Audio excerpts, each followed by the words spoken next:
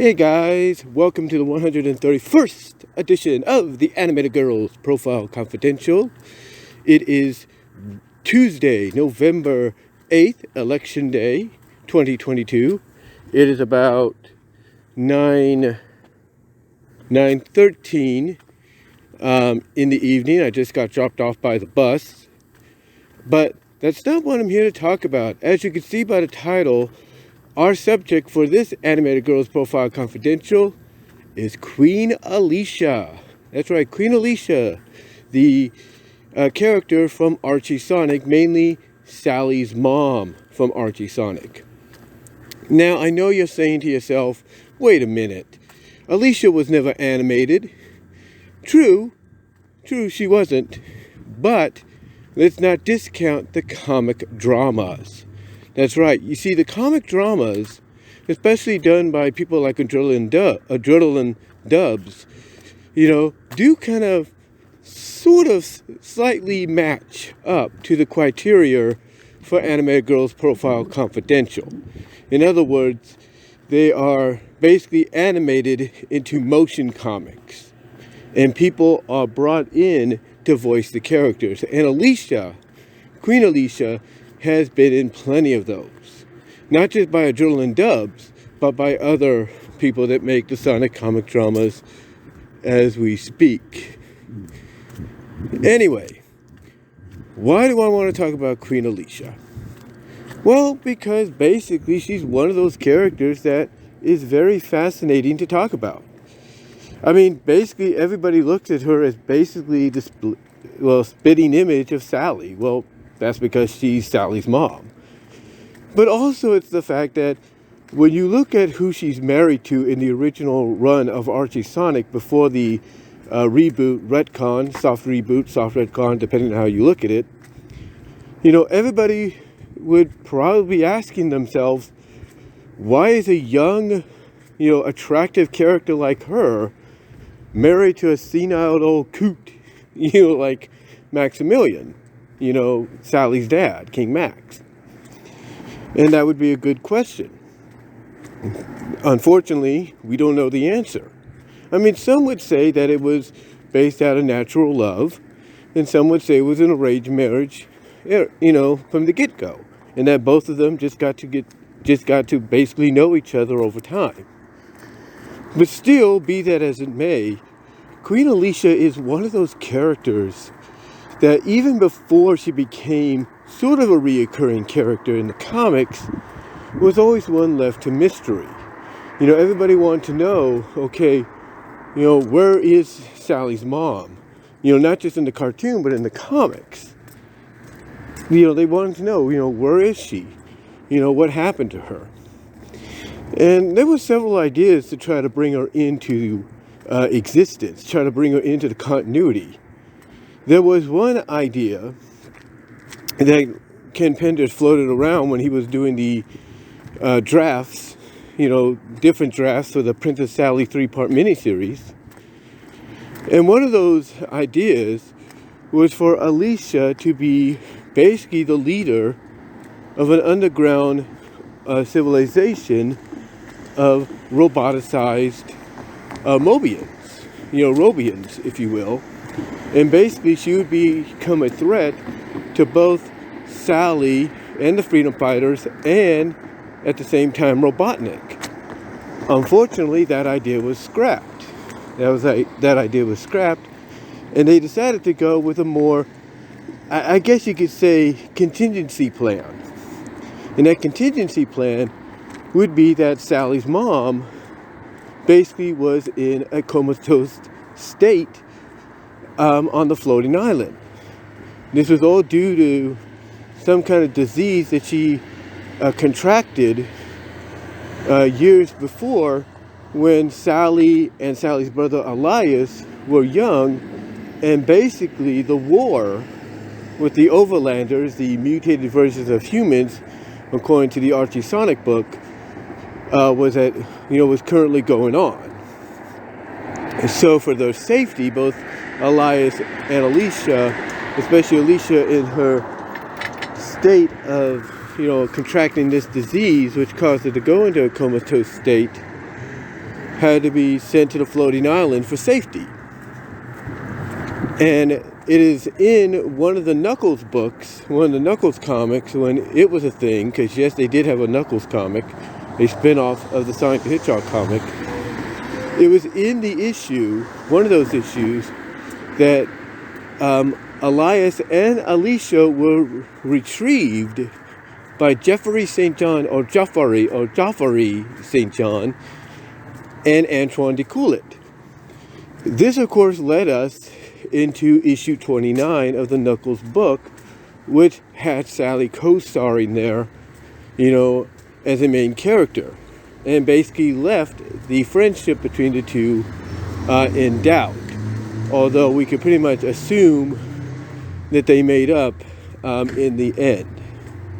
They made up, in the end, later on. But with that said, Alicia, when she finally did get revived, which was ironically hinted at in an issue or so, because I think it was an issue right after the issue where the freedom fighters went into space, it wasn't the issue they went into space, but was it? I can't remember. It was one of the issues around the time they went into space, to find out the mystery, or try to get answers behind the mystery of these satellites that had a connection to these, natural or unnatural events that were happening, around the planet, like avalanches, meteor showers, stuff like that. So they wanted to get their answers. It was around this time, basically, that, like I mentioned, Elias and Sally's mom came back. And again, I don't know if it was afterwards. It might have been afterwards. I think it was afterwards. Because they had to relocate it back to Knothole, and they had to take everybody with them, just like they had done previously 15, 16 years prior, according to the continuity. Anyway, as I just try to get across here. Anyway, long story short, there was one issue that came out that had Sally, because one of the things the characters would do, Sally's family that is, was they would visit this kind of visit the mom to kind of get an update on how she was doing, to see if she was any closer of getting out of a comatose state. And there was one issue where basically Sally, before she left, wrote on the cryogenic tube that her mom was in, because it has to be, these cryogenic tubes, I should say, have to be placed in cold temperatures. She put on it, she loves her. And just as they leave, you see like a little wiggling of the fingers, of Alicia's fingers. And that basically was the first sign that she was coming back. But we just didn't know when. We had no idea when. And it wouldn't be until, the king tried to lead an invasion to get, New Mobotropolis, which was once again rechristened Robotropolis, away from the new Robotnik, Robo-Robotnik, Eggman, whatever you want to call him. So, it wasn't until the king ended up being hospitalized, and, because of, he wanted to go and try to save the kingdom, get it back and everything, and Sonic had to save him from even a fate worse than just being injured. It wasn't until he was being looked upon, basically taken care of, that all of a sudden he's laying next to his wife, because I think they're coming closer. I think I got to go back and read the issues, but I think they came closer to pretty much getting her out of her comatose state. But it's around this time that, the king's feeling a little downtrodden. It's like he failed and everything. And like, basically he's like, he just wishes for something good to come out of all this, nonsense, out of all this crap. that they've been put through. And all of a sudden he feels a hand reaching out and holding his hand. And when he looks across, much to his surprise and everybody else's, Alicia wakes up. That's right, Alicia wakes up. Basically when they're all feeling that, nothing positive, can come out of this, Alicia wakes up. And from then on in, she starts, playing more of a role than she normally does. She starts playing more of a role than she normally does. And believe it or not, she becomes a fan favorite. Yeah, she becomes a fan favorite.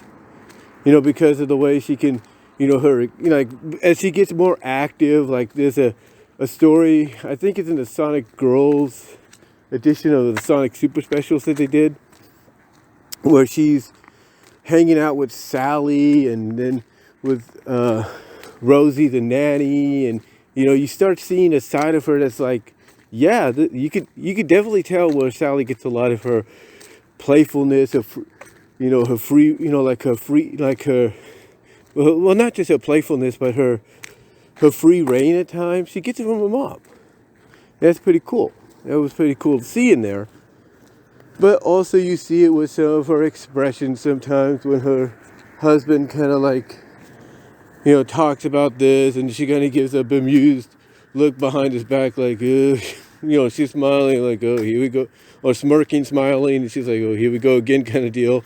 Well, has that look on her face. But yeah, she is, basically she became a fan favorite. She became a fan favorite, not just based on those things as well, but also based on the potential she could have had going forward. That's right, the potential she could have had going forward. And a lot of fans took heed of that potential and used it in, their own fan fiction, stories, their own web comics. And believe it or not, as I talked about in one video, they even took it a lot further than, those two things.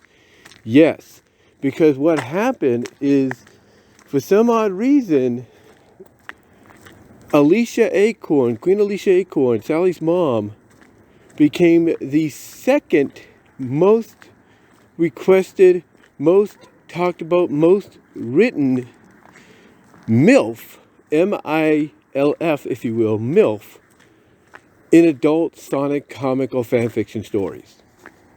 Whether it was her getting it on from a lesbian perspective, her getting it on with Tails because because his certain tool, if you will, is probably what she's been needing, or she's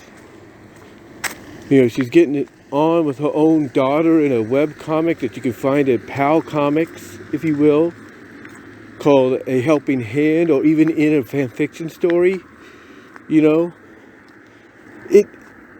She basically has been involved in just as many stories, if not a bit more, from that perspective than Vanilla. And I think it's all based on how she's designed. As I mentioned in that one video, I think it's all based on how she's designed.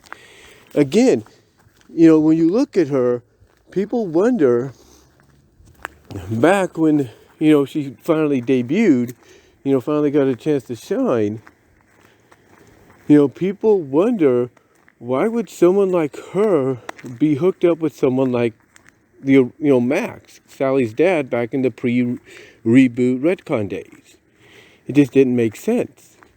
Because you look at her and you're thinking, holy smokes, for someone that's the mother of a 16, 17-year-old princess that's a fan favorite, she's freaking wow, if you know what I mean. So, it doesn't really, so basically just looking at it from that perspective, it doesn't surprise me why fans would, put her into situations identical to what they've done with Vanilla, as well. But that's all I can really say about Alicia Acorn. outside of like her, like I said, her appearances in the Archie books and everything. That's all I can really say. So let me know what your thoughts are. Comment below, live chat during the premiere, like the video, hit the subscribe and bell for notifications for my upcoming videos, as well as subscribe to the channel to know when new videos will be out. Also check me out at patreon.com/bwroses. At the $1, $3 tier, $5 Q&A tier might be in the works. We'll see about that. Also check me out at Venmo at Brian-1-2, Cash App at BWRoses98, the Teespring store as well with new merchandise there. You got some Sally merchandise there, Rally for Sally that is. Also check me out at BWRoses Discussion, all your favorite audio podcast locations except for Pandora. And until next time, guys, I will talk to y'all later. I am home now. And everything, but give me your thoughts on Alicia Acorn, and thank you for watching or listening to this new edition of Anime Ghost Profile Confidential 131 on Queen Alicia.